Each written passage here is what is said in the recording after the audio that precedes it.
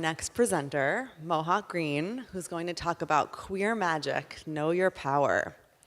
Since some of the earliest civilizations have known the humankind, parallels between mystical abilities such as shamanism and witchcraft, and gender variance and neurodivergence, for example, have been drawn. However, dominant narratives have erased the significant presence and influence of queer people in these practices, and with higher rates of drug use in queer communities, typically associated with addiction, problematic use, and other stigma, it's important to model a different perception, especially for our community. As the old saying goes, knowledge is power, and we can claim ours by unlearning what we've been told and becoming intimately familiar with psychedelics and natural drugs, the clinical and ethnobotanical research, and leveraging them for our own benefit as we see fit in our everyday lives, whether it's used recreationally for pleasure or performance enhancement. Not necessarily in the physical sense of giving us enhanced stamina, but in the context of making us feel more attractive and more sociable, which can be productive in building healthy relationships that aid in our personal growth and well-being or for healing. And with that, I welcome Mohawk to the stage.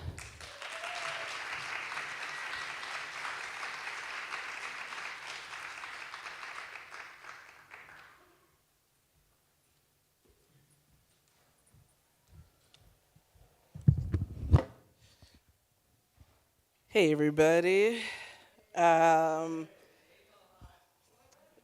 Some people here already know me, which is a relief, to be honest, because I don't know a lot of you all, and I'm like having a great time getting to know a lot of you. And you know, I come from like a harm reduction context and work with people who use a lot of drugs that a lot of people don't like to talk about or are afraid of and things like that. And those are all the things that I love to do and talk about. So, you know, I, as much as possible, like to bring that into some of these spaces where people are sort of like siloed away from some of the like inconvenient things that we don't like to acknowledge going on in our communities, and that some of us may even be using in like secrecy and things like that. And so that's kind of why, like, when I was, and you know, y'all are allowed to laugh at things that I say. I tend to, you know, like, don't feel like I am here to make you laugh and entertain. You know, so when Bia called me to bring me into this conference, I was kind of like, does she know what she's getting into? But by bringing me on, like, does she really know my work? Does she really know how I talk to people? Because I'm kind of like, I don't give a fuck about what you think about me, you know? Like, kind of like, I'm here, I'm queer, I use a bunch of drugs, fucking get used to it, you know? You're gonna fucking respect me too, and you're gonna pay me some money. So, you know, like, I have to deal with that a lot, and I really want to, like, you know, inspire others to like get into their power, even if the things that they do they might feel shame about, or you know, the identities they represent they might feel some shame or anything about. But yeah, you know, when Bia brought me on, I was just like, oh, this is going to be very entertaining. At least for me, I don't know about everybody else, but you know, this is kind of like this is my kink of like making people uncomfortable with all the information that I'm going to give them. But I hope that you will, but I hope that you all will receive it well. I want you to like really listen to me here, because I have some really important things to say, and I'm hoping that's why Bia brought me here, you know, because she recognizes that I have some important shit to fucking say, and I'm going to swear a lot. I, you know, don't give a shit about respectability or anything. Like, I'm going to say what I'm going to say. It's not going to be polished. It's not going to, you know, necessarily sound academic. I can be academic. I fucking love science and shit. I have my own spectrometer in my kitchen. I be testing drugs and stuff. That's another topic that we're not going to talk about today, really. But I love science. I can give you the academic shit, but I'm also going to swear every other word too. But yeah, you know, I'm grateful to be here, to be meeting with all of you, especially some people that I've only seen virtually. It's great to see you in person finally, and for some people who just follow me online, here I am. But yeah, you know, this is called Queering Psychedelics. And for some of you all who are already intimately familiar with me, you know that I don't necessarily center my work on psychedelics or natural or plant medicines, or however people like to refer to them. A lot of my views are very, very radical, and sometimes too radical for some of the people that occupy this space and should take up less space. But, what I really, fight for is us having access to all the tools that are available to us, and not necessarily in the sense of like they're being given to us. They're like, things that we can go pick up or grow or whatever. Like, it's just the fact that we have access to the information that this exists. It's out there. We can, obtain it, learn about it, and then try to use it to our advantage. So, especially in this community where we're dealing with a lot, we're dealing with multiple marginalized identities and things like that.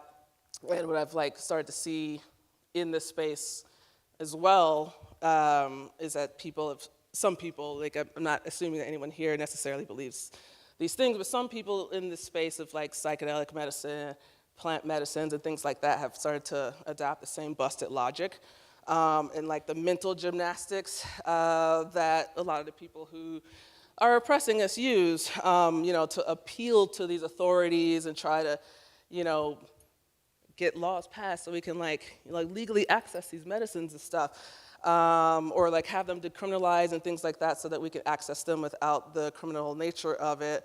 But still even adopt, and beyond kind of saying what they need to hear in order to make that happen, actually believing this thing, adding to the stigmas around what they, the powers that be, the same sort of mindsets that they use to make shit up, basically, and justify criminalizing us for these activities that, in a lot of ways, were already part of, any sort of traditions and things that we already have as queer people, or, any cultural identities that we share. Sorry, I'm getting work texts. Busy. Stop it, Eddie.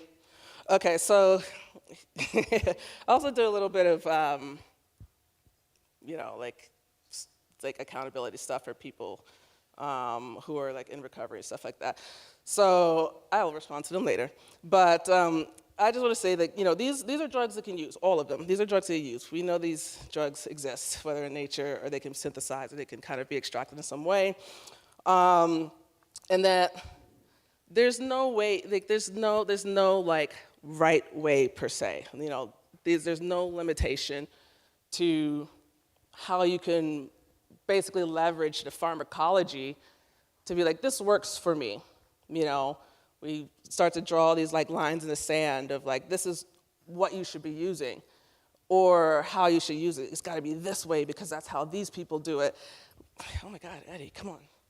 So, and I just kind of want to first get people to kind of just think outside of that box. If that's how you feel about certain things, just try to put that aside for a little bit. And we can also do that without doing things that we call Columbusing, where we discover this thing and then give it a new name or whatever, but it already existed, or or colonizing other people's practices or anything like that. I think we have plenty of resources to be able to create something that's of our own, even if there are some parallels between someone else's use of a substance and how we would like to use it as well.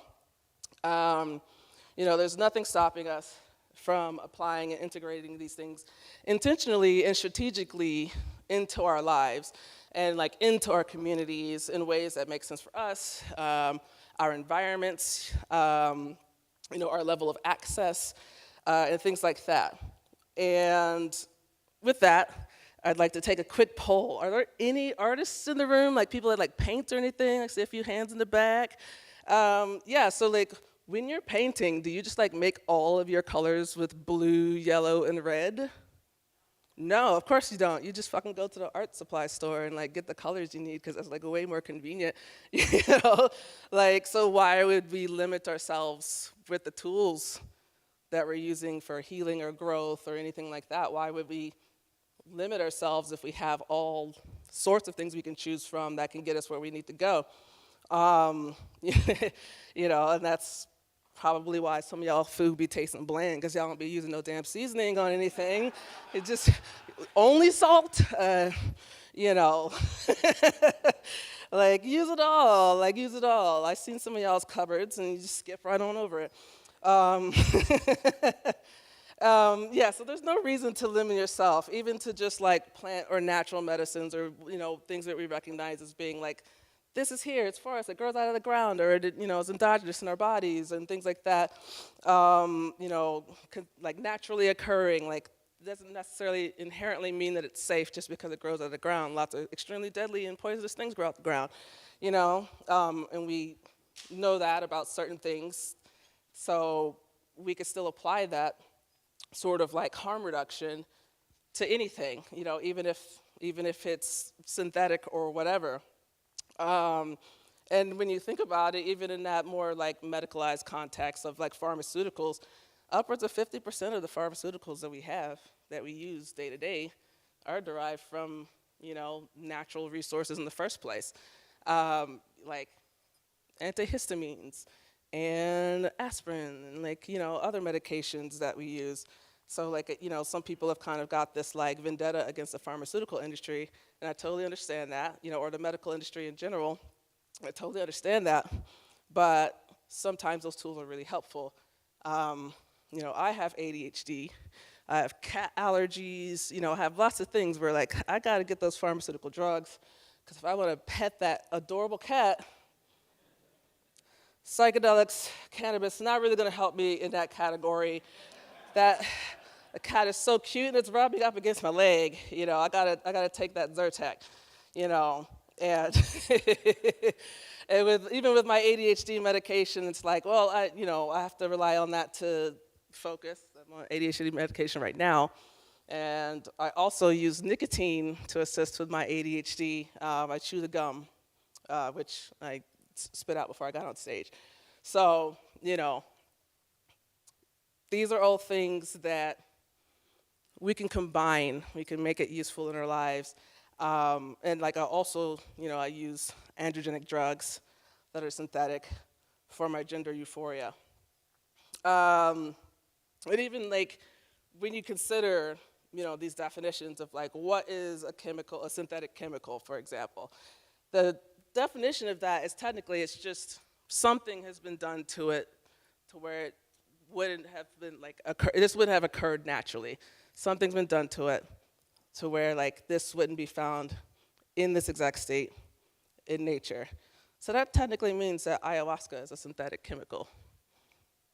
It's not just boiling in a hot spring somewhere and we went and drank it, or it's not, you know, it's not like coming out of a volcano or something or growing out the ground like that. It's not even active until they brew it together, you know, the vines and the MAOIs or whatever to make it orally bioavailable. You know, that's basically just jungle chemistry, and they figure that out. So, you know, as we say, knowledge is power, and that's a lot of what this talk is about. I could go on forever about like science and nerdy things, but I want to get into some, you know, practical applications of this kind of stuff. Like, we are powerful people, maybe not in the context of like having a lot of financial power or, you know, government influence necessarily, but we have power in other ways. And a lot of this power even existed before, you know, in gender and queerness, before colonization tried to erase our existence, and, you know, had important ties in these communities, you know, these third gender or whatever identities that they, you know, considered them in those particular communities. They had those roles. They had really important roles in those societies, and still do, you know, for those that are still in existence in this day. And there's like a whole lot more I would love to talk about that, but there's not enough time. But I think I'll, you know, put some resources online if you want to like go follow me later or something where you can like look into that more in depth if you're curious. But right now, you know, like in the news, you see it happening. Like, we are under attack. and it's even more important than ever for us to be able to like get in our power and leverage that to protect ourselves, to, not just survive, but to thrive and to have healthy relationships with each other, build community with each other. There's, the strength and power, there's a strength in numbers. And also being an ass kicker helps. Who was here for Kavan's presentation yesterday? Yeah, like we learned some karate, learned a little karate. Kavan's from New York also. I'm from New York, so, you gotta kind of be an asshole sometimes. Or you're not getting very far if you can't like assert yourself. You're not even getting into the next lane if you don't assert yourself if you're a driver. So, Kavan and I actually share a lot of similar philosophies, with survival skills and pathways to thriving, especially with the reality of like that we live in. It would be great to just be able to like run away from all these problems and things, but you can't. You've got to be able to kind of make your existence meaningful and, positive here where you are and alive. And so like actually, I've been attending a few of the talks over the weekend, and a lot of things people have said already kind of like resonate and even kind of align with what, I'm here to say and just my overall philosophy and how I move through life. So like, to kind of summarize, I really want people to consider exploring more of the tools, and by exploring more of the tools, that could just be gathering information about it. Doesn't mean you have to use everything, but just being aware of these things, really understanding them, that also helps break down the stigma that we tend to have around a lot of substances. I mean, there's probably a lot of people in this room at some point who didn't even want to touch psychedelics or cannabis or whatever drugs that they might find very healing and helpful for them today because of something that they heard, or if you went through the DARE program or some crap like that.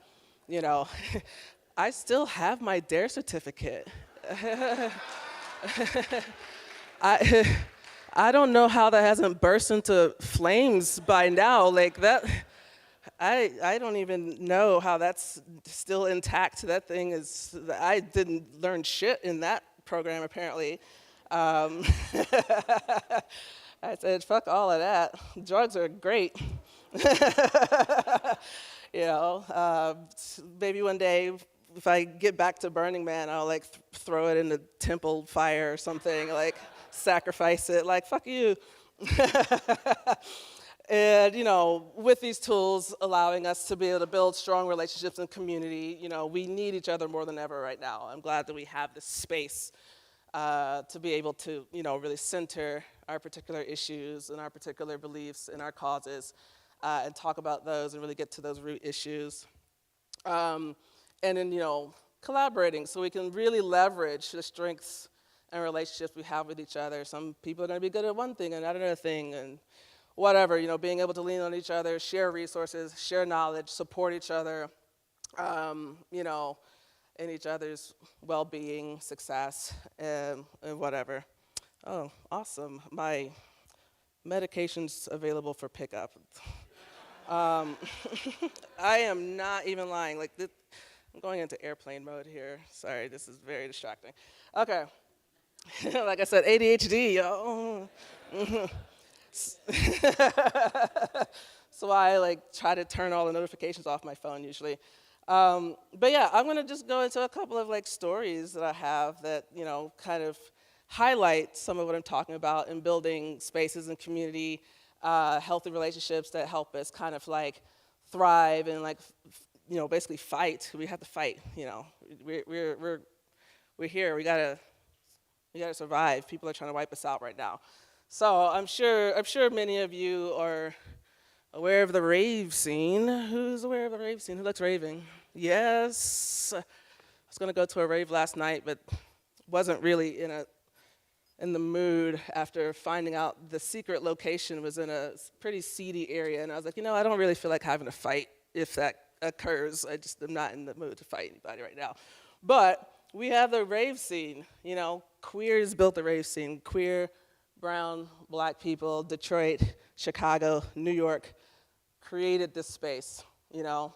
And in those spaces, they often use psychedelics. Sometimes there's no alcohol even available. They just used, you know, these kind of entheogenic type substances and dance all night, all day to some really repetitive but really nice music. Just one of my favorite pastimes as well. You know, and those spaces build community. Even if it doesn't seem like it, even though it just seems like it's this, you know, free-for-all of people like indulging in pleasures and things. I mean, I'm a fucking Taurus and my birthday's in 2 weeks, so like do that. Do that. Be hedonistic. Fucking live life and love it. But, you know, those spaces also have a lot of depth in them. A lot of spaces, especially right now, they have these policies of, it's this acronym, not a fluff, which means no one turned away for lack of funds. So that means you can go and enjoy this environment, build this community, have this experience, grow with these people, you know, even if you don't have anything to your name, which a lot of people may not. I wouldn't have been able to afford to come here if I wasn't speaking, so, you know, I wouldn't have even be able to, like, engage in this with you all if I didn't have, you know, sort of this access that was given to me by Bia and the Chacruna folks. That's just a reality for a lot of us queer, trans, brown, black individuals. Like, that's just a reality. Some of us do not have many resources at all. And in these rave scenes, you know, a lot of times we'll do things like fundraising, mutual aid, you know, raising funds with the raves for community members, for causes. You know, even when someone passes away, they'll have these kind of like celebrations of their life in the form of a rave, have a vigil, all these things that kind of continue to bring people together and celebrate people's lives, celebrate people's, you know, just like capacity building to be able to preferably keep us all alive and keep us kind of in this fight to support each other. But, you know, the rave scene is like an example of that. And even Terrence McKenna had drawn parallels to the rave scene, to like Aboga rituals and the BT community of just like having psychedelics and you're dancing and you're just, it's like a social thing. It's not necessarily spiritual. Like it can be, obviously, because that looks different for a lot of people. You can have a spiritual awakening in a rave, for sure. But that's how it looks like in our community, kind of in modern times. It doesn't look like, you know, there's a drum circle and we're out in the jungle and you're doing a thing and drinking the tea and blowing the thing in your face and whatever, like the step-by-step thing that looks exactly like something else, kind of like made it our own thing. And another personal anecdote that I really want to talk about, and also like wrote an article about it if you want to like look it up later, and it's about the use of kava. And kava is a, you know, Southeast Asian kind of like anxiolytic brew that people drink in sort of a nature of like us drinking alcohol and whatnot. And Brooklyn has like a really, really strong kava kind of kratom cafe community. And at the time that I learned about that community, I was actually abstaining from most drug use, including psychedelics and cannabis, because I was kind of off the rails with everything. You know, that it got into a point where it's like, I should just be sober for a while because I'm just in a really bad headspace. I was unemployed at the time, and I'm like in and out of employment a lot. But I wanted to continue like capacity building, working towards, you know, getting employment, working on projects, you know, do a lot of harm reduction stuff. So I was still like working through that, but I needed like a space where I could just kind of like sit around, you know, do my work. And like coffee shops are like really noisy and loud and people are just in and out, and it's just like too much frantic energy for me to like work in. And, you know, oftentimes they like close 5, 6, 7 p.m. or something, and I like work late, if I'm like really into a project.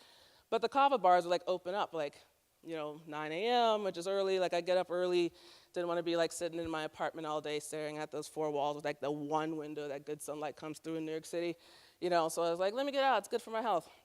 So I'd go sit in the kava bars, drink kava, drink kratom sometimes. I had to cut back on the kratom because I went into withdrawal after realizing that I was drinking it way too much. But the kava community there, they have the saying, it's bula, which means to life. It's like cheersing with the kava, which tastes really disgusting, but then you feel nice a little bit afterwards, But like I got to like know all these people from working in that space basically every day. I would go there every single day. I'd sit, work all day, drink kava throughout the day, talk to the people. There was like, I think a psychedelic society group that would meet there as well, meet lots of like-minded individuals, and yeah, just like make friends, build community. And then what ended up coming up was that some of the kava workers, some of the kava tenders, as they were called, like the bartenders, they were starting to experience labor rights violations. They weren't being paid properly. They had a very abusive boss, and things were going on. And basically, it was just like, you don't fuck with my friends. You don't fuck with my friends, you don't fuck with my people. We all have really strong relationships here. We care about these people. We want these people to be paid properly or, whatever, need to be doing right by them. And through the relationship that we had built in this space, and like even through partaking in this substance together on a regular basis, we started to, picket and protest and form a union for kava workers. And even though, a lot of them had already been fired or left the job or whatever, we continued to, participate in these political kind of like movements together, because it just, even if it wasn't them, it was for the people that come after them. It was for the patrons who are, spending money in this place. It's like, we need you to know that this is what's going on here. And if you don't really want to support this, then there's another kava bar a few blocks down the street. You should go that way. And they treat their employees better. So we did that. I think it lasted like 2 years of doing that, even though we had already like migrated into different spaces that also served kava. But after that 2-year fight, eventually the place, got closed down. And for us, that was the win that we wanted. Like, we knew they weren't getting their jobs back or anything, but we didn't, like, that was just like a stain in our community to have these unethical people exploiting and mistreating, our community members, people who formed extremely important bonds, and even maybe like grew in ways that they didn't know. A lot of people who go to kava shops and things are in recovery from other substances and stuff too. So like that was really a really important space, and we did not want that space to exist. And yes, thank you. Oh, that's a lot of time. Doing better than I thought. So yeah, so like that's kind of like an example number 2. Like we can have, it doesn't have to be a party, it doesn't have to be a ceremony, it doesn't have to be like this super structured thing. It could also just be a space in which we relax and chat and do other things. Like sometimes we had like trivia nights at these kava spaces. We had, poetry, live bands, whatever. It was just like a community space. We enjoyed the kava, we enjoyed the kratom, and things like that. And it was very healing for us. Many of us are still, doing things together to this day. And I just like, those are just 2 examples that I was thinking of in my personal life. There are a lot of other things that, people can engage in as well that I do here and there.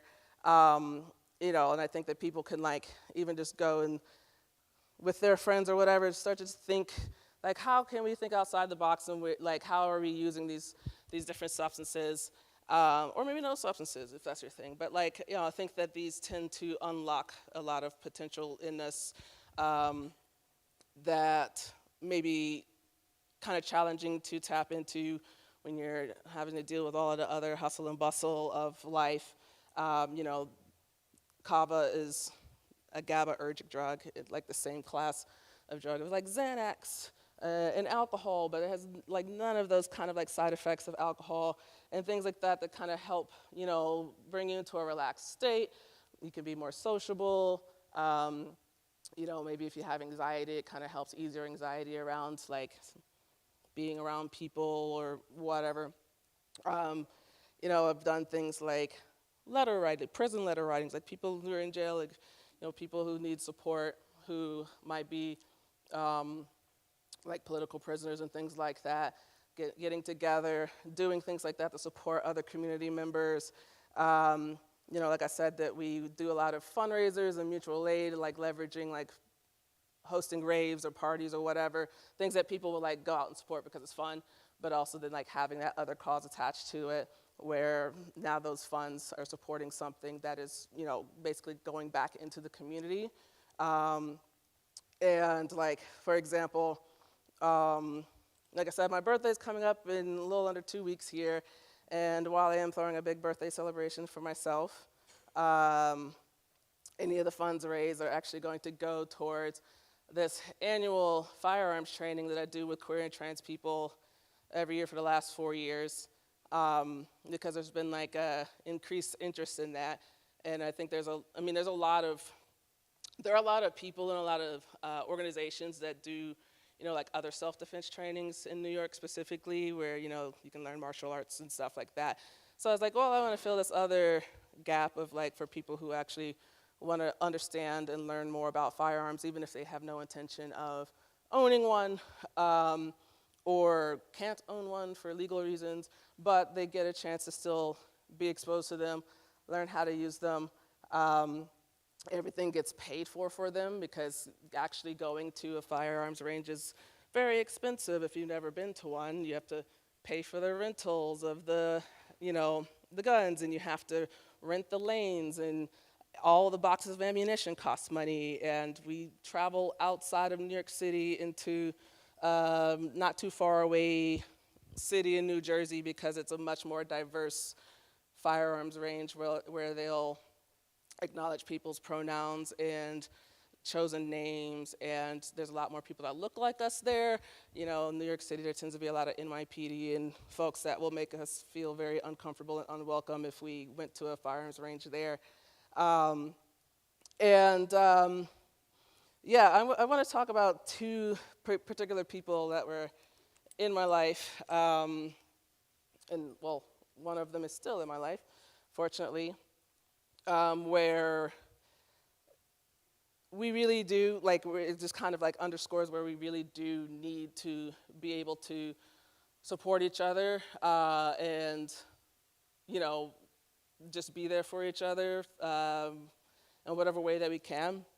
I actually had a friend that was based here, and there were, you know, a queer, trans, BIPOC individual who was actually a heroin user, and they, you know, there's a lot of stigma around stuff like that. I don't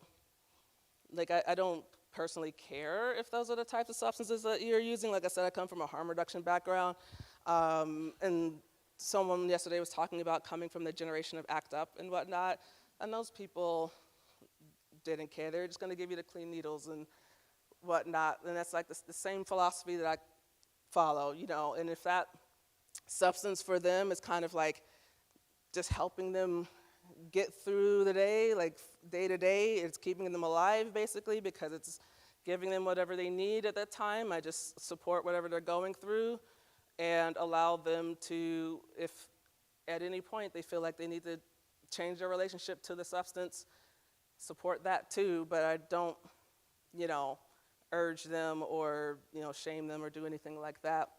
So they were, you know, they felt comfortable enough to disclose that to me, because I'm very open about my drug use. You know, as some of you may know, I'm very open about my drug use online and very publicly, so people tend to talk to me about a lot of those things. And, but they also started to talk to me about, like, you know, I feel like I'm kind of really hitting a wall here, and I would love to explore psychedelics. can you help connect me to some resources? And I was like, yeah, of course, that's not a problem. Like, I know some people out on the West Coast. Let me see if I can get you in touch with some of these people, here. I'm in New York City. It's not a whole lot that I can personally do.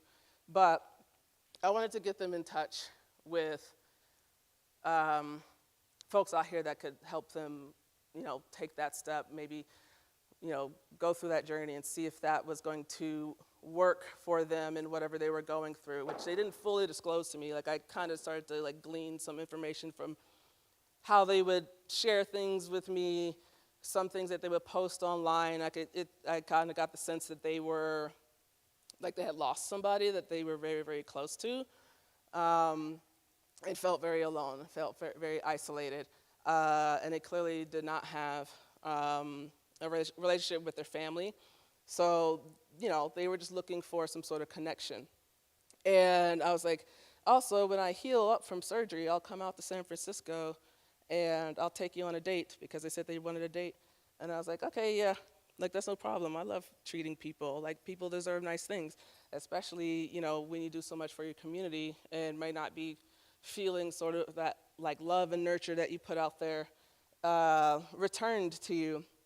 And it was actually very difficult when I was, gathering myself to come out here, because it was pretty much a year ago from this week that they ended up ending their life, because they had already kind of been, I guess they were already kind of pushed to that edge, and there just wasn't anything that had been initiated fast enough for them to feel like they could keep going on. And I was struggling. I was I'm going to be here, and they're not going to be here. And this happens in my life a lot, because this is just kind of the state in which a lot of queer and trans folks, this is just kind of state a lot of queer and trans folks are in, especially if you have any additional marginalizations. They were a sex worker. They, used heavily stigmatized drugs. And they, were a person of color. So there was a lot going on for them.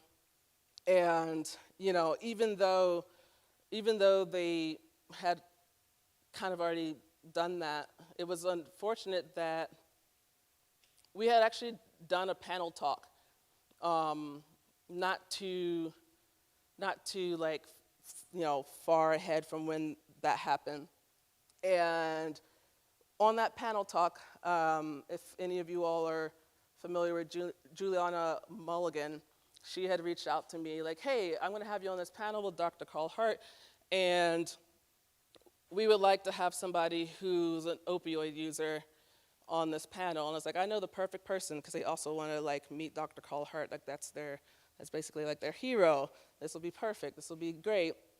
And then when I had received that news, they were we want to do something for this person. And their name is Sive Sanchez. I don't know if anybody here knows them.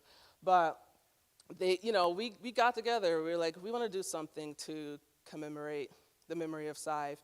And they only met them that one time through working through the panel.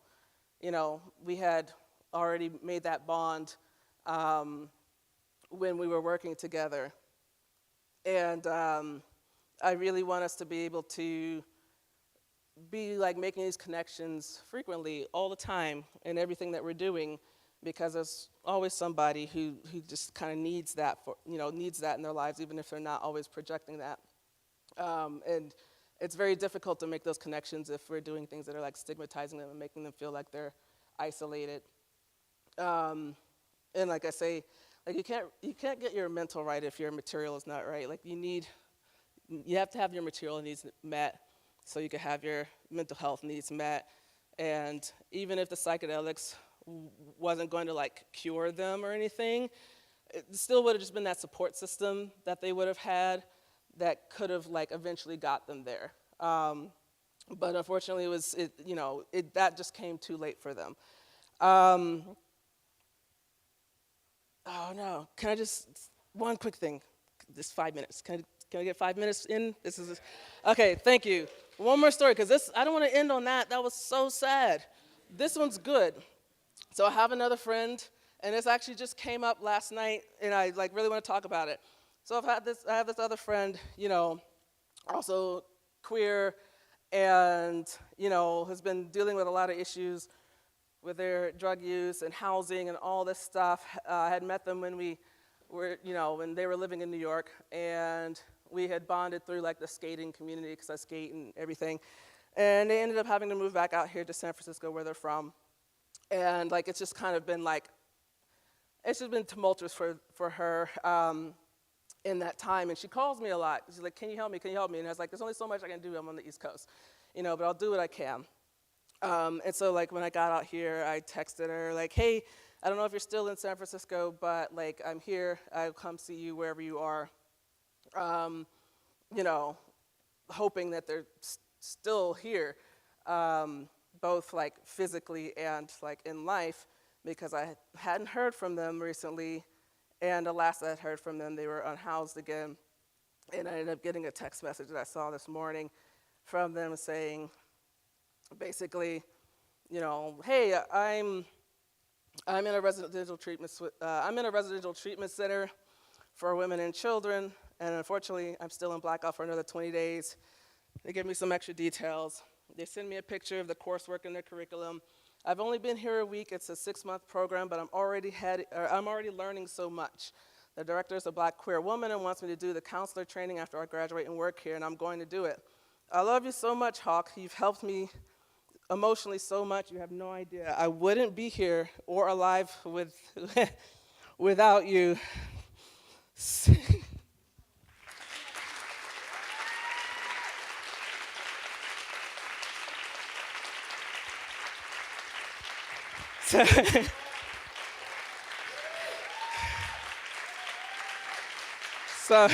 yeah. So I'm going to go try to see her, I guess, tomorrow before I leave. But I'm just glad that she's still here.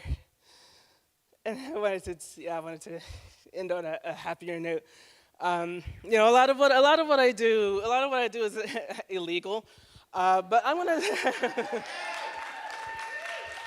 gonna do what I have to do. I'm gonna do what I have to do to protect, my community. And not that I'm saying anyone should do anything illegal. I mean, we're kind of already doing illegal stuff. Let's be honest, we're all here talking about drugs and doing drugs. But there is a such thing as civil disobedience, and that's gotten us a lot of places so far. I love New York. I think New York is the greatest. But 10 years before Stonewall, there was the Cooper's Donuts riots in LA. And 3 years before Stonewall, there was the Compton's cafeteria here in San Francisco. So, fucking use your power. And if that means throwing some rocks or whatever the fuck you gotta do, fucking do it.